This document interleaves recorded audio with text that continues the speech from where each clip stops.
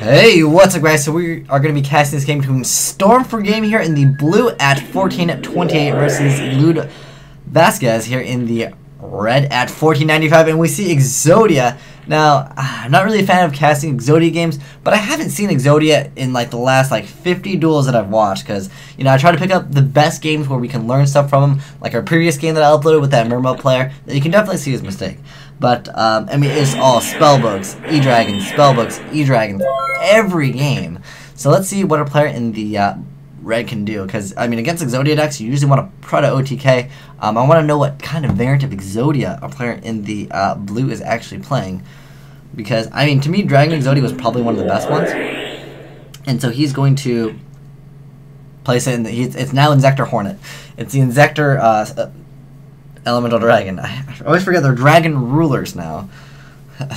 Why couldn't they just be burning knucklers, and why can't these be elemental dragons? It makes way more sense. But, oh, he's activating the effect. Okay, gotcha. So he just discards itself and another wind monster, and then he gets to search out any dragon from his deck to his hand. It's kind of an OP effect, to be honest. He's going to go for Gold Sark, and the thing is, I actually am rooting for the Exodia player right now, because I've seen enough E-Dragons. I just want to watch them lose. But more importantly, I want to know what the player in the red is going to do in this situation. A Light and Darkness Dragon will probably make it game. I mean, that's just very devastating for any player playing the Exodia deck. Like, you're not going to be able to attack over that thing, and it's just not happening. So you're going to have to use too many resources to the point where you've exhausted your hand, and essentially you're going to lose the game because of that. What's up with the watchers chat? No one's here. At least no one wants to talk. We got 7 people in here though. But let's see what he makes. I'm just gonna go for an attack. Yeah, I'd probably do that too. And then it's so Scarecrow. Something's gonna be discarded. Wabuku. That's gonna happen. He's checking opponent's graveyard. Take some damage. Oh, that's it. Okay. Because I believe one of them was special summon with a smaller elemental dragon. So let's see what he goes for. I mean, you know what's gonna happen. I would still Draco Sock pop. Because if it's a Reckless Greed, he's forced to activate it right now. And that probably is the best play that our player in the red has. Unless he had a Light and Darkness Dragon, then I probably would suggest summoning that. I'm gonna be like, it's called Jar Greed. Come on, Exodia player, please be something good. Oh, it's a Reckless. See, that's kind of bad. Recklessing for nothing is not very good. Like, you gotta Reckless into, you have to Reckless into another Reckless. Oh shoot. On the end phase he activates another Reckless. So now he cannot draw still for 2 turns. Keep in mind, Reckless Greed's effect does not stack. So if you activate 3 Reckless Greeds, that does not mean skip your next 6 draw phases. That still counts for the 2. So it won't skip the multiple draw phases. It's only 2 no matter what. So it looks like he's definitely not playing Chainburn. And before Royal Decree. But it's fine. Obviously everything's probably chainable anyways. So player in the red's gotta wait 1 more turn for that Gold Sark for Blaster. I just go for it. Yeah, I just go for the attack anyways. I mean, it's gonna be Swift Scarecrow. Something's gonna be discarded. He just doesn't have anything. Or maybe he's just taking a small damage now, because I think it's the better play. I mean, this guy is pretty high rated, almost 1450.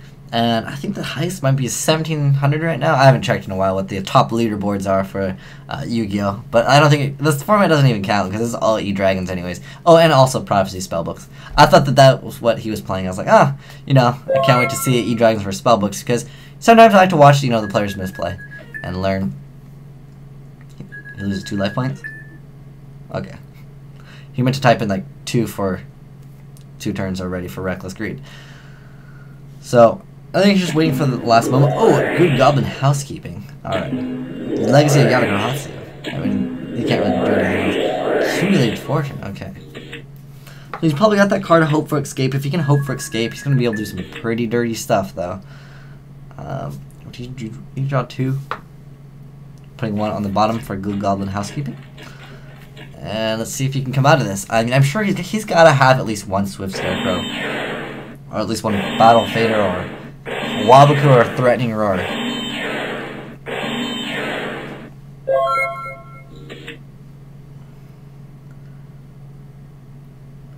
Let's So I would just throw more stuff on board. I'm not worried about just desserts. You know what deck he's playing now. I don't know why you're playing so passive, Mr. Player in the red.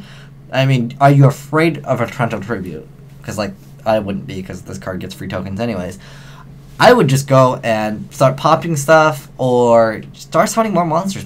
Try to make a game. Even though it's not going to happen, Battle Fader is going to come out and say what's up. So as soon as he enters Battle Phase, he's going to activate Threatening Roar. Keep in mind, do not chain Threatening Roar once they declare their attack. That attack will actually go through. Make sure you always say you are going to chain Threatening Roar once they enter their Battle Phase. That is the most optimal time to do it.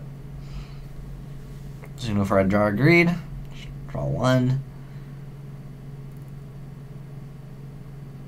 Let's see what a player in the red does. I mean, why not get free tokens? I mean, is that a bad idea? Because it seems like a good idea to me. Okay, so he's adding Blaster.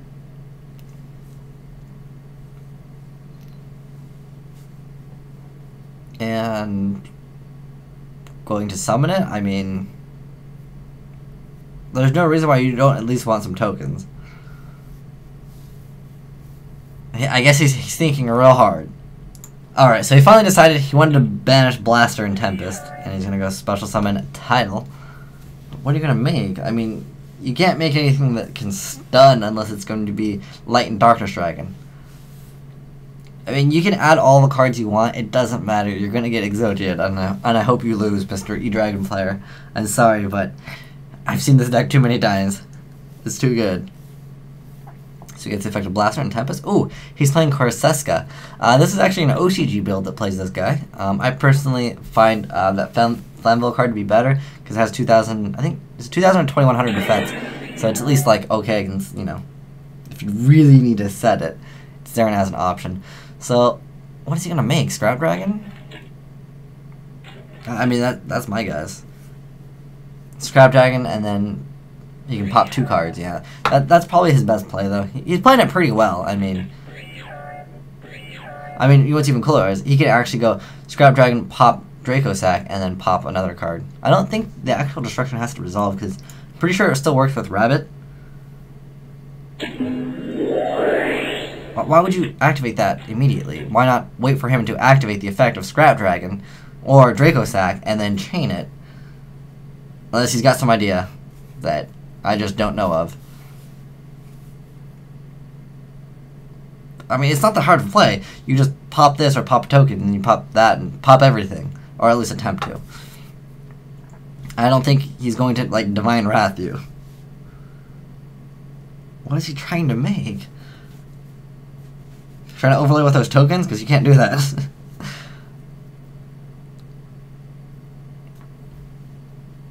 going to target... Okay. Oh, he actually did target it. Okay, maybe I wasn't paying attention. But, Upstart. Oh, he's gonna gain that life. I mean, it's almost painful to watch Exodia win, but, you know, that I'm sure most of you guys are probably rooting for Exodia to win, too. Because it is kind of a viable deck, this format. Because E-Dragons, they never have any back. Oh! Hope for Escape. How many cards are you gonna draw? How many cards are you gonna draw? So, he pays 1,000. And then for 2,000 points, each 2,000 points difference, he's going to draw 7 cards. GG. Because I'm pretty sure one of those is going to be Battle Fader. Or Swift Scarecrow. Or something. Man, that is absolutely ridiculous how many cards he's going to be able to draw. That duality. For that Upstart. Oh, another Hope for Escape would probably make it game. He'd be able to draw... 7 more cards. He's going for that Legacy. No, okay, yeah. I'm gonna say, why wouldn't you go for Hope? No, what'd he add? I wasn't paying attention. Maybe he added Upstart. So he's already adding that other 1,000. So yeah, it's probably Upstart Goblin. It's like no, I don't want to activate Upstart Goblin. I would have added Hope for Escape because you can probably draw out most of your deck within the next turn. But I feel safe to say our Exodia player is probably gonna take it here, guys. Because, like, you usually don't play MST, so you can't, like, set back row MST and end phase Space Typhoon things. Card D. And an Effect Veil. Ouch. You know what? That might cost him game. You know why, guys? Is if Scrap Dragon attacks, you can't Battle Fader. You can't Swift Scarecrow either. The only thing that's going to save him right now is Threatening Roar. And that is the question. Is he going to have Threatening Roar? I mean, alternatively, he could just draw so many cards, it doesn't really matter. Exodia him for game anyways, right? But yeah. I have nothing for Send My Face. Okay. Hope for Escape. Ouch, another 7 cards. Oh, that is too good. Actually, no. Is it 8 now because he activated another Upstart, right? Oh, Reckless Greed too. Threatening Roar. Accumulated Fortune.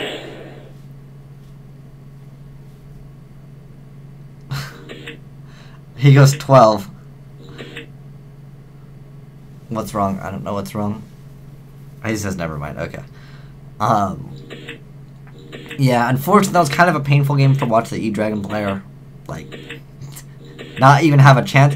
But that's kind of payback, because usually when you play Elemental Dragons, you leave the other decks with no chance. So it was payback time for the poor player in the red. Unless he doesn't have Exodia. He goes for that. It's more?